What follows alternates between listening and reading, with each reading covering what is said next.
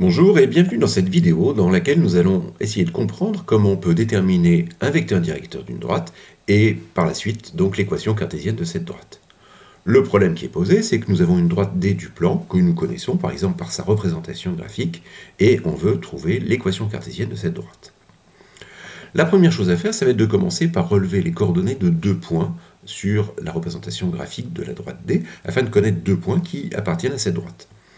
Alors évidemment, on va essayer de trouver des points qui ont des coordonnées entières, ce sera bien plus pratique pour tous les calculs qui vont s'en suivre. Par exemple, ici, nous avons un point A de coordonnées 3 en abscisse et 1 en ordonnée, et puis un point B de coordonnées 5 en abscisse et 2 en ordonnée.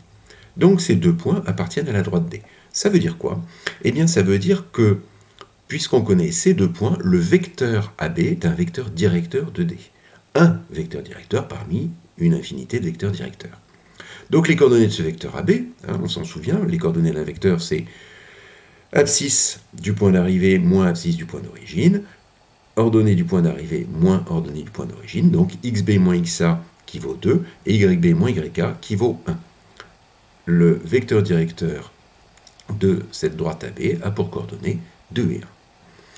Alors maintenant, imaginons un point M de coordonnées xy. À quelles conditions appartient-il à cette droite D? Eh bien, il appartient à la droite D à la condition que les deux vecteurs AM et AB soient collinaires. Pourquoi? Parce que si AM et AB sont collinaires, ça veut dire que les droites AM et AB sont parallèles. Mais comme A appartient à ces deux droites qui sont parallèles et qui ont au moins un point en commun sont nécessairement confondues. Donc ça veut bien dire que AM et AB sont une seule et même droite et que donc M appartient à la droite AB. Alors le vecteur AM, eh bien ses coordonnées, c'est x-3, y-1. Pour l'instant, on n'a pas fixé de coordonnées pour le point, donc c'est des coordonnées qui sont x et y, mais en revanche, les coordonnées de A, on les connaît, 3 et 1. Et bien maintenant, il ne nous reste plus qu'à écrire la condition d'égalité des produits en croix. On a un vecteur AM qui a pour coordonnées x-3 et y-1, un vecteur AB qui a pour coordonnées 2 et 1. Eh bien, il y a égalité des produits en croix si et seulement si x-3 multiplié par 1 moins 2 fois y-1 est égal à 0, c'est-à-dire x moins 2y moins 1 égale 0, qui est donc une équation cartésienne de la droite D.